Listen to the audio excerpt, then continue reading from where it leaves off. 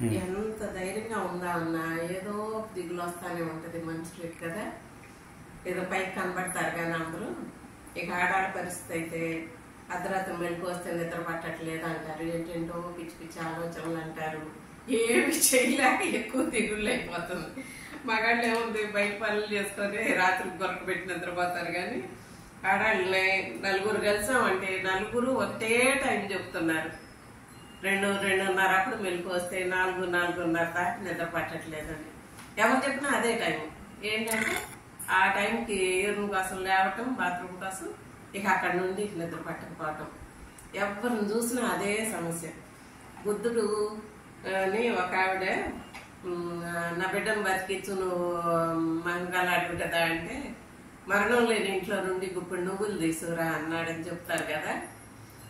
ఇప్పుడైతే ఈ రోజుల్లో అయితే సమస్య లేని మనిషి నుండి చిన్న సాయం తెచ్చుకో చూద్దాం అన్నట్టు ఉంది సవాల్గా సమాజం అంతా. ప్రతి ఒక్కళ్ళు ఏదో ఒక సమస్యతో బాధపడటము, లేకపోతే అనారోగ్యంతో బాధపడటము. రెండు మాత్రం బాగా రద్దీగా ఉంటున్నాయి, హాస్పిటల్స్, గుళ్ళు. ఈ రెండు కూడా విపరీతమైన రద్దీతో ఉన్నాయంటే ఒకటే గుర్తు, అనారోగ్యంతో అయినా కానీ మానసికంగా బాధగా కానీ. గుడికి వెళ్ళారంటే అది, హాస్పిటల్కి వెళ్ళారంటే అనారోగ్యం అని.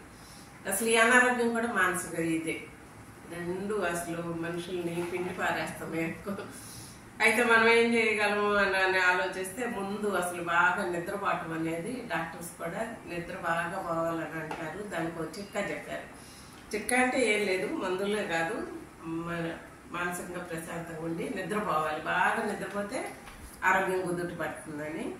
దానికోసం ఒక విషయం చెప్పారు, వాటర్ తాగటం అనేది మెయిన్ పాటించాల్సిన నియమాల్లో ఒకటి అన్నారు. అంటే పగలంతా తాగొచ్చు, కానీ సాయంత్రం 6:30-7 తర్వాత ఆలోపు బాగా తాగగలిగిన తాగేసి తాగొద్దు అంటున్నారు. ఎందుకంటే 9 అట్లా పడుకునే ముందు యూరిన్కి వెళ్ళేసి వచ్చి పడుకుంటే ఇక తెల్లారిన దాకా మెలకు రాదంట. ఈ నీళ్లు తాగి అలవాటు పెట్టుకొని పడుకునేటప్పుడు తాగి, మళ్ళీ మధ్యలో లేచినప్పుడు తాగి, మళ్ళీ యూరిన్కి వచ్చి మళ్ళీ లేచి ఇట్లా కొత్త దాకా మెలకు వచ్చేస్తుంది. అది ఆ అలవాటే మనిషికి నిద్ర లేకుండా చేస్తుందంట. అది చెప్పారు డాక్టర్ గారు. నేను ఒకసారి బాగోకి వెళ్తే అది చాలా మంది చెబుతున్నారు, నైట్ నీళ్ళు తాగటం మానేయండి అని. అట్లా అది పాటించాను నేను.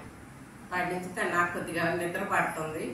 కర్మగాలి తాగి అలవాటు ప్రకారం తాగేసి పడుకున్నాను, మధ్యలో లేవటం ఇంక నిద్ర పట్టదు. ఏంటంటే ఏమీ చేయలేం కానీ ఆలోచనలు పొరపాటు చేస్తా ఉంటాయి. మూత్రపిండాలకు కూడా, మూత్రపిండాలు రెండింటికి కూడా అది పని చేయడానికి రెస్ట్ ఇవ్వాలి కదా. పద్దాక పని చేస్తుంటాయి, వాటికి రెస్ట్ ఇవ్వాలంటే నీళ్లు తాక్కుంటే ప్రశాంతంగా అవి కూడా నిద్రపోతాయి. ఆడాడు చేయగలిగింది ఏంటంటే ఆలోచించటం ఒక్కటే. ఇక దాంతో ఆలోచనలతో నిద్ర పట్టక బాధపడటం.